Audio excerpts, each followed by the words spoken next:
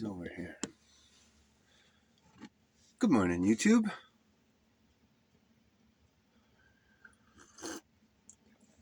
I'm hungry this morning. Hope you're hungry for some knowledge. I don't know. I'm going to talk about. I've been thinking about a lot this morning. You probably don't know the Book of the Maccabees because Christianity, so-called, says that we're not to know that. We're to avoid the knowledge of the books that inspired the Bible. And further than that, you're to think that those books are uninspired and corruptible, and only the little piece of the Bible that we receive in English that King James picked are of valid scripture. Well, how do they put it? Inspired. Those are the only inspired books. All the other ones are just history books. Well, it's good to know history, irregardless of whose. So it'd be really good to know biblical history. Like, I think that would be more important to our school system than knowing the Roman history or any of the other stupid shit that we're taught in ancient history. Like Cleopatra and stuff. Well, you can find her in the books of the Jews. The Apocrypha of the Jews, King Arthur, not Arthur, whatever.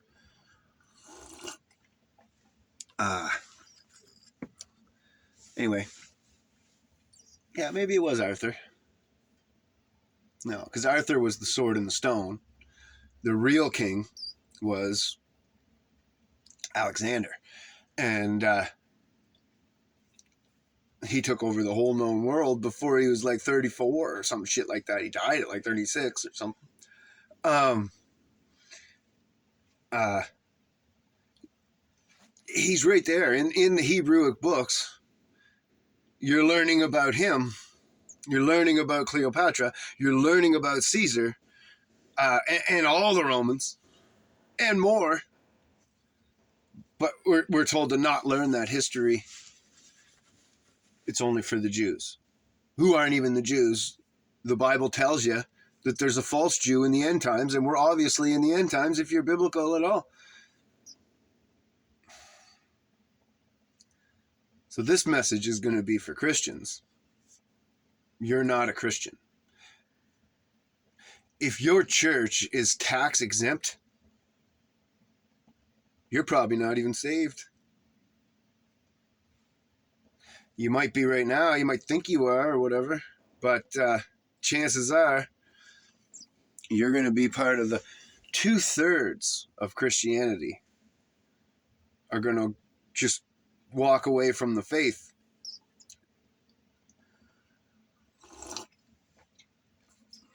So I think 7, 3, and 7. I think it was 7 years of tribulation building up to the Antichrist. And that's where we're at now. We're in this fucking destruction of our society.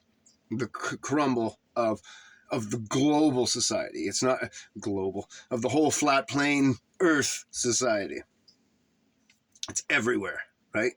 So the whole fucking plane of Earth, all of our society, all of our cash, all of our everything is all going to collapse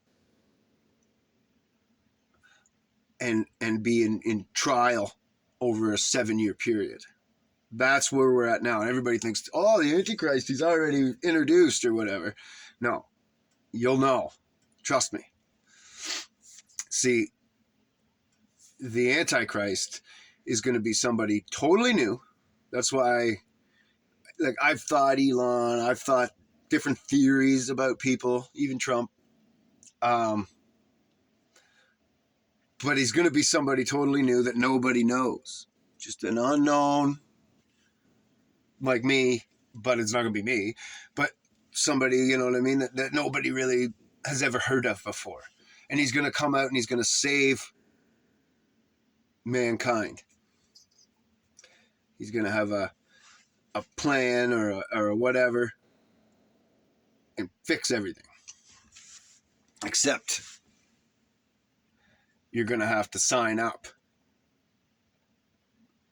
There's the mark of the beast, right? Where he's going to say, well, here's your socialist life with your 15-minute city, and it's all perfect. And it will be perfect for a couple years. Like, it will actually seem to be working for a couple of years. It'll seem better than what we have now, which won't be hard, right? Especially as Joe Biden and like Justin Trudeau and what's his name overseas there. I can picture his little weaselly fat face. Anyways, guys like this keep destroying our world and our society. It's going to be easy to seem like you're way better than that, right? Especially to these younger kids that have never, ever seen anything else. Like, at least I seen the 80s where the guy at the gas station pumping gas had a house. It wasn't a nice house. It wasn't the mansion or anything. It wasn't even pretty. It was a trailer or whatever, but he owned it. He didn't rent some fucking apartment, right? People had their own cars. They didn't fucking lease them, right? And they certainly didn't, well, they did have payments on them, but not like we do now. They don't pay for them until they died and then go buy a new one. Disposable cars. I'm still driving a vehicle from the fucking 80s. 33-year-old vehicle. Anything made past the year 2000 doesn't last 10 years, and it's garbage. So we can reflect back to seeing that. This new generation, they've only known garbage. Everything has been garbage. Everything they've ever had, every product, every Nintendo, everything they've had, the dishwasher, the sink, the fridge, everything is garbage that just breaks down and needs to be replaced often. Right? I still see fridges from 1950 kicking around in people's garages that work great. Keep their beer cold in those hot summers, and it's perfect. And the little ice box has ice in it, and it's frozen icicles. Not big, though. The ice boxes were small back then. Even still. So there's not going to be a year 2000 fridge still around in 2030. That still works, unless it's like some fridge that was never taken out of the box, never plugged in, right? And then you plug it in and you'll get 10 years out of it, and then it's going to be fucking garbage.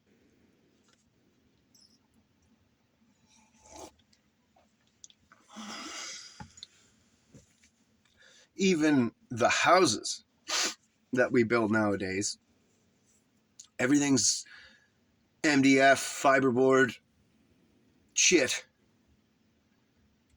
that just isn't going to stand up against the test of time.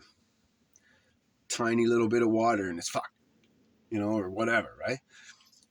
It's just not going to do what boards and things did back in the day. Not going to last. So not even the houses that we're building. are going to be around in 50 years, right? And we've got houses from 150 years ago that are fucking solid.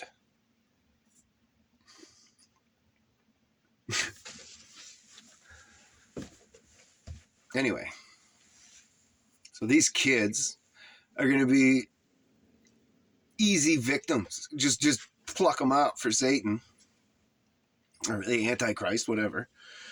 And most of them don't even go to church, yet alone, even if they do, it's a fallen church that's all fucked up and they deny the Bible in order to please man. So they'll say that the world's billions of years old, and and they'll start adding things and reorganizing the Bible in order to fit that theory. And it's just a theory. Why? Just say no. Just refuse it. No, that's wrong. That's stupid. Right? But because they got you when you were a little baby, you couldn't refuse it. You didn't have the faculties to refuse it. And now it's programmed right into your fucking brain as a foundation of your whole thoughts or whatever. So it's hard to rebuild the foundation. As a carpenter that's done that, and as a heathen that's also done that or is trying to do that, the foundations are the hardest things. You just seen me say global, and I caught myself at least, and I went back to the plane. But you've seen it at the first of the video. Like, that brainwashing is interwoven and very, very hard to rebuild.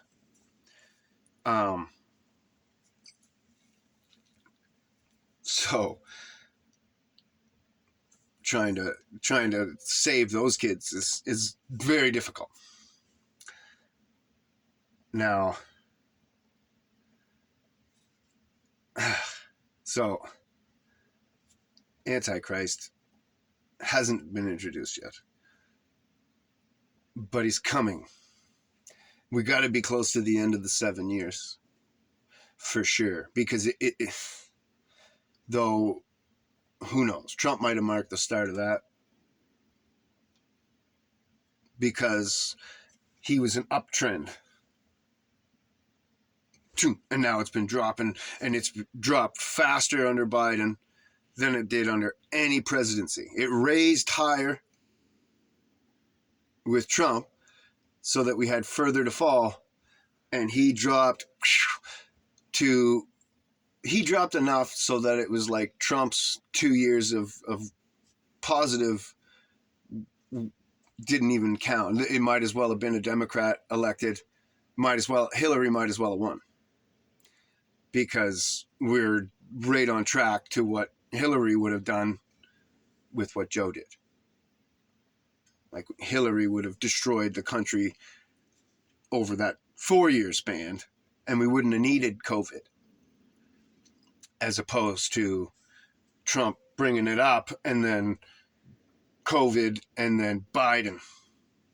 So Trump brought it up, and then COVID brought it back down to where anything that Trump raised, and then Biden brought it back down to way below anything Trump would have, or Hillary could have possibly have done.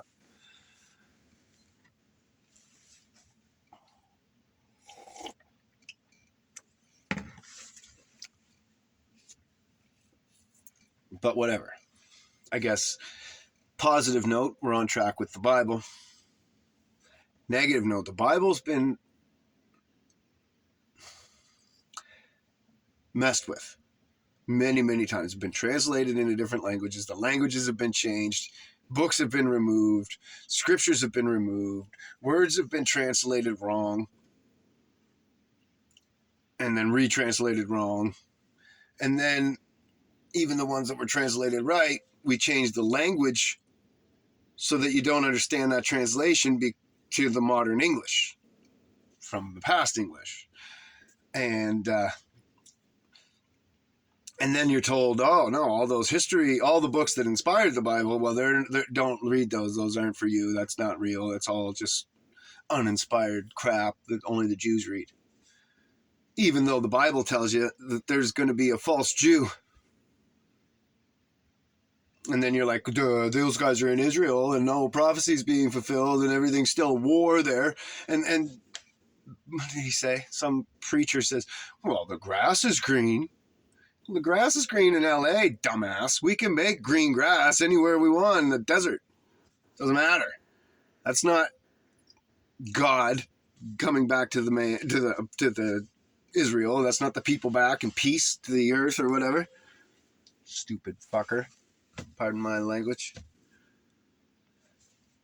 And it's not just him. That particular preacher was way overboard. One of those preachers that emphasizes talking in tongues, which is a legitimate thing, but it like gifts, as far as gifts go, talking in tongues is like the last one. When you're looking at them all through the Bible and you're learning all the different gifts and all that stuff, it's the least gift, talking in tongues. And more than it, that's better, more important than it would be the person who can translate it. Because if you're just talking gibberish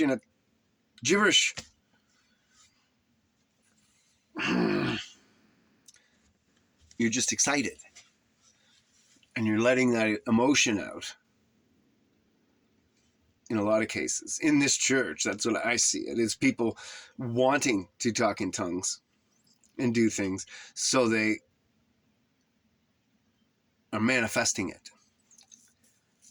And that's an easy one to manifest in your own psyche. It's not like healing, where you heal somebody and they're like, oh, well, their cancer's gone and we don't know why. Well, duh. That's a gift. That's a fucking right there. You see it. You know, it's been done many, many times. As opposed to talking in tongues, it's been done many, many times, but what is it?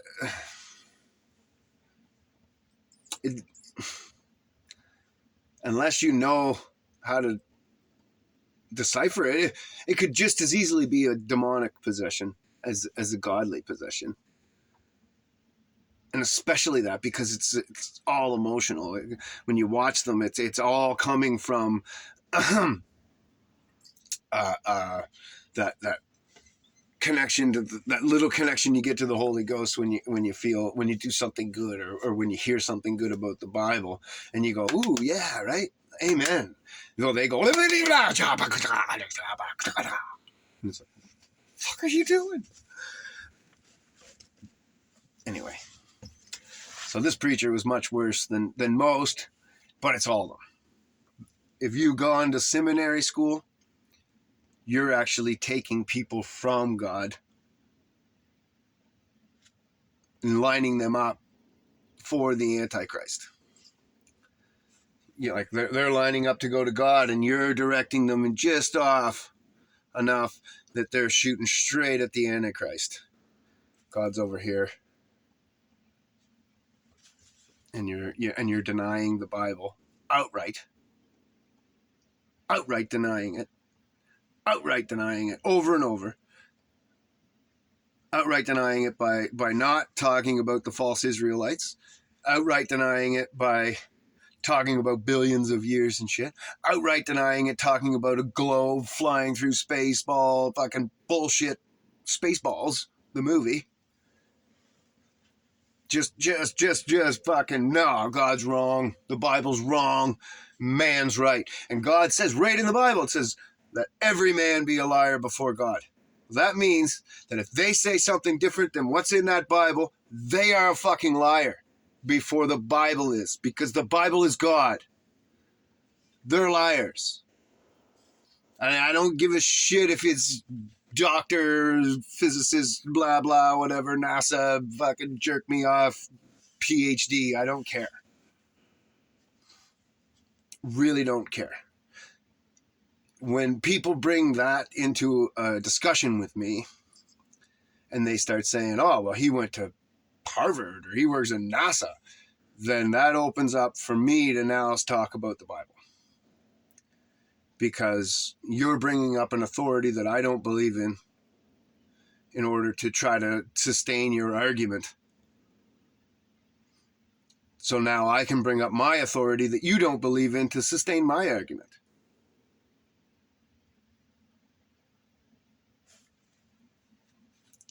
And that doesn't just go for seminary school. Geology, biology, all of them. Full of lies. Full of misrepresentation. So I don't care what your doctorate level is or whatever. That just means that you're more brainwashed than most people. You're going to be harder to talk to because you're fucking fully indoctrinated. You actually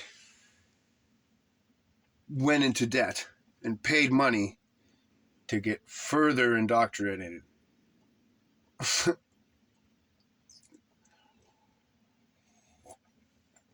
Into their system.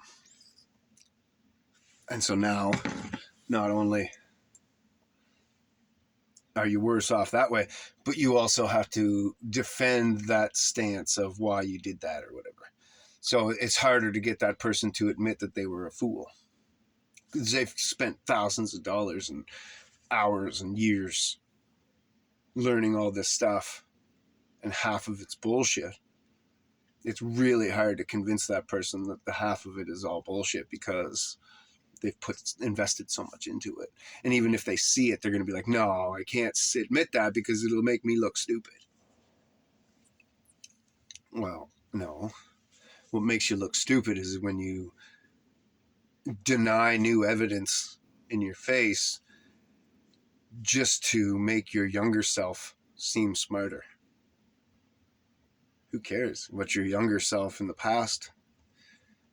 That gets you into the logic of reparations and things. Like it's just, why dwell on something that was so long ago?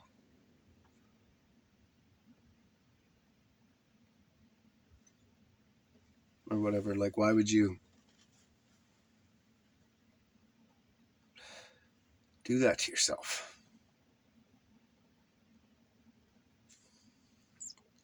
That's what I don't understand about that is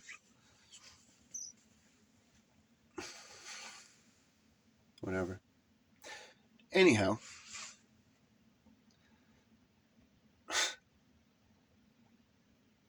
so our future over the next 2 years is bleak as far as the financial systems and stuff. And you're going to hear a lot of these financial guru people. See, they're going to say that it's only going to last a certain time in order to delete the middle class. And maybe that's a goal for sure, right? But I don't think we're coming back from this one. Not the same way. Not without getting the mark. That's what it's gonna. That's gonna be the click, and you're gonna have to receive that mark. And now that's going to take a few years. A lot of people are going to reject it, especially after the COVID thing and all that, and everything's touchy and the waters are touchy.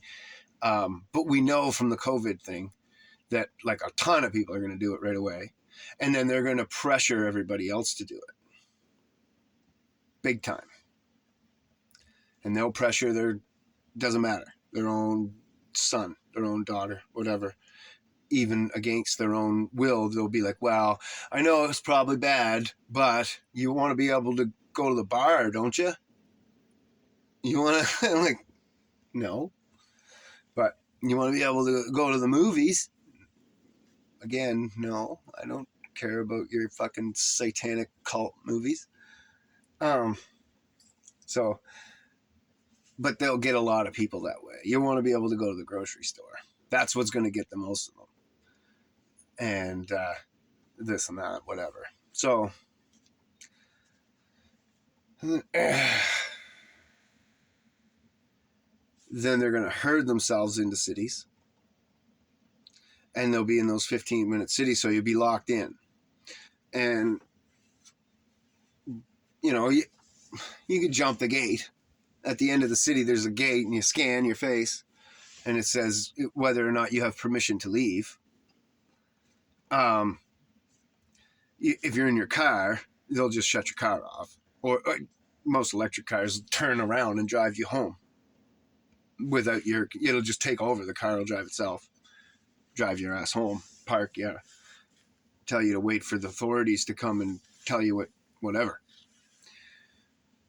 And then if you were to walk there or get out of the car before you scanned and let your car drive home without you in it, and so you jump over the gate, it's just a subway booth gate, you just jump over it and keep going. Well, that's when they send in the troops, pull you back into the city, and eventually they'll have a tracking device in you that they'll put right into your skin, obviously. That's the mark. And they'll track you like a dog. If you leave the city, they'll just track you down. And now their thing will be to let some people leave the city with the tracking device in them, see if they can find the people that they want to kill or get rid of, if they want to get rid of somebody that's a problem, and then use that as a tracking to track down the group, if you know what I mean. Like, so let's say they wanted to kill me for some reason, then they let my nephew out of the city so that when he comes and he sees me, I'm going to take him into our group and take him to our hideout, and then they can just come to our hideout and kill everybody. So, but they'll get a lot of people that way. And not just kill everybody. They'll come and tag you. Put you into the cities. Bagged and tagged. Or that's only if, like, you were revolting against them and putting up some kind of a resistance against them. If you're just out in the fucking woods trying to live and starving to death or whatever and not doing well, they don't give a fuck. They're not going to be watching that. They're going to have 90% of the population, that 10% that's out living into the rest of the world, hunting and gathering and trying to stay alive. But you're not a threat. How about that? Unless you're a threat, then what's the point of going after you? Now, you could be a threat in many ways just by talking, being seen. Right? Your freedom is a threat to the rest of the cult because they're going to be wanting freedom as well. But if you're not seen or heard of,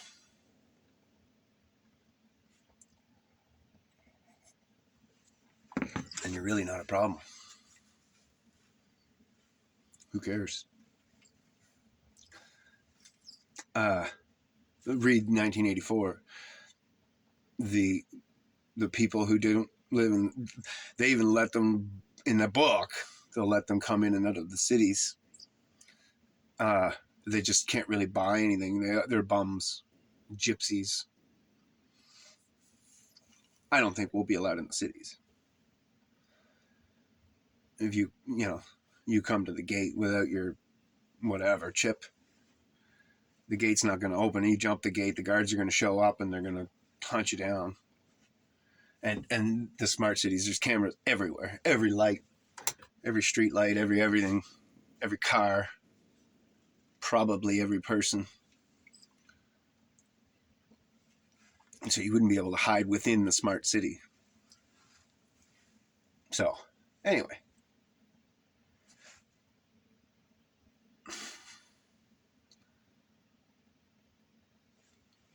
will you be able to survive outside of the smart city for 3 years? That's the question. Years. It's a long time, man. One winter is a long time to survive out in the cold. Feed yourself and all that stuff. Crazy.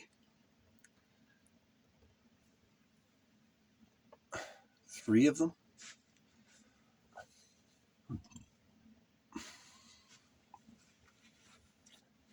Excuse me.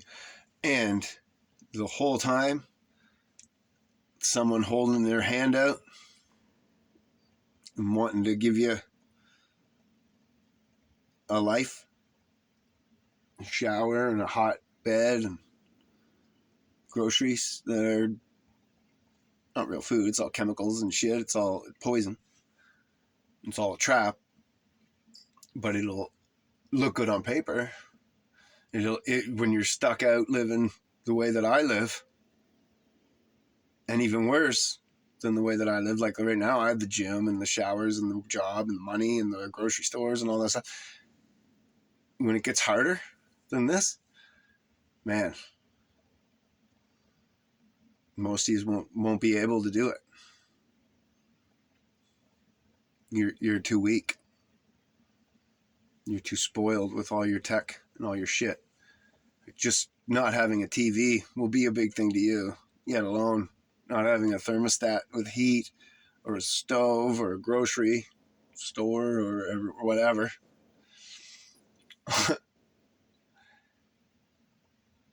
Yeah. Won't be good anyway.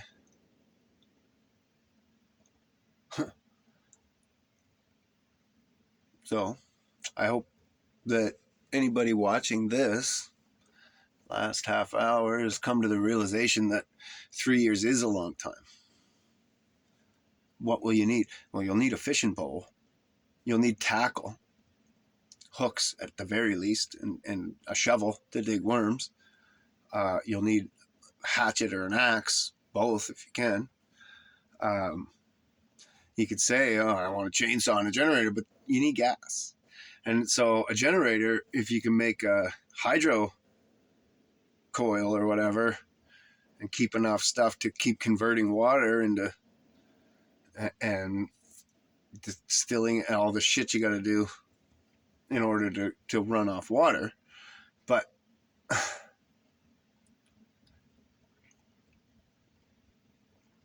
even that is that's a lot to learn and to get set up and ready to do. But then you would have power.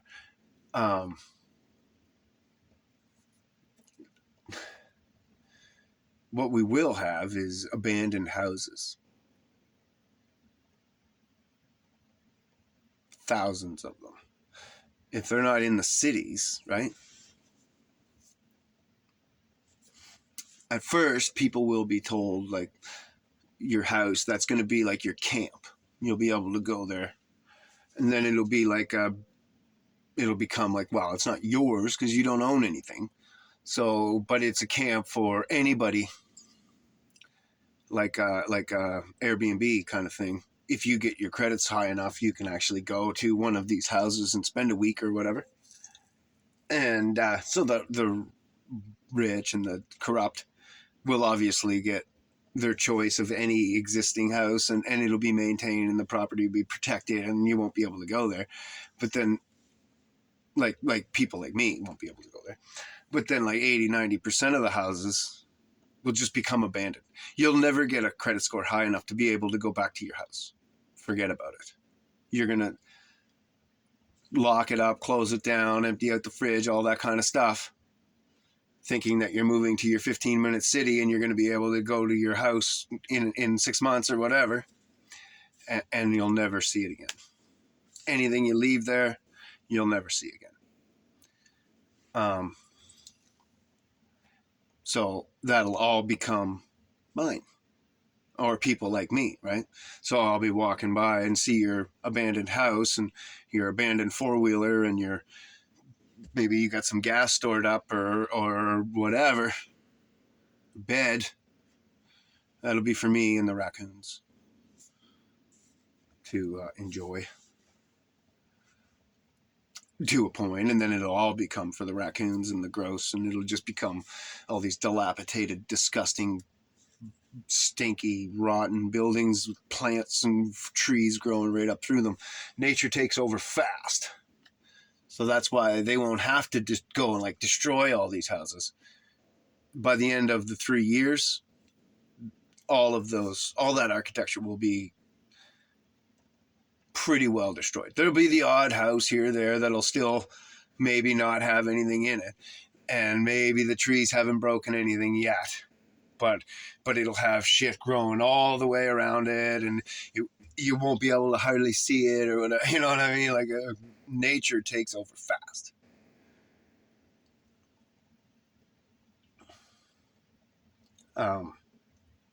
Really fast. Roads, all that kind of stuff, that'll go quick.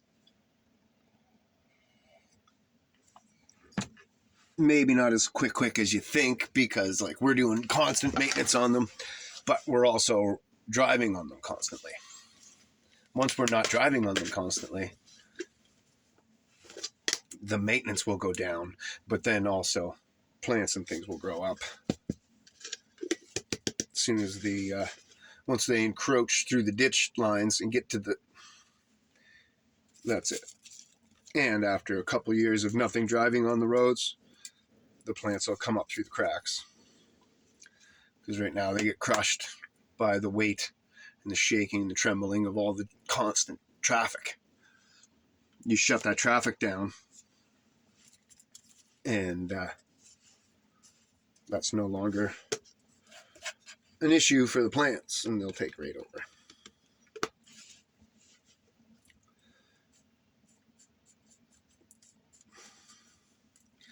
And it's sad that people are going to walk right into this. They're putting them up already, these cities, Canada and all over the US and stuff.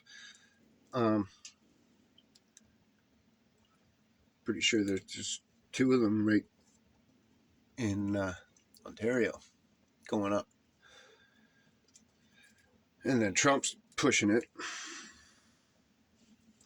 He thinks it's a great idea. All new clean cities. Except there'll be these tech cities.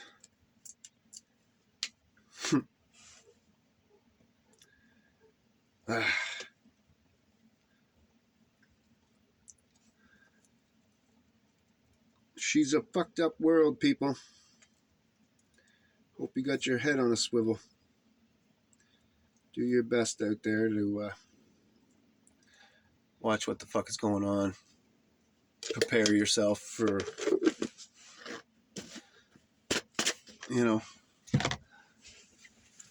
kind of The Walking Dead, but just without the zombies. And a great purge. There's going to be death. There's already death going on through the fucking roof over the since COVID, right? With the sudden adult death syndrome, and then we've got the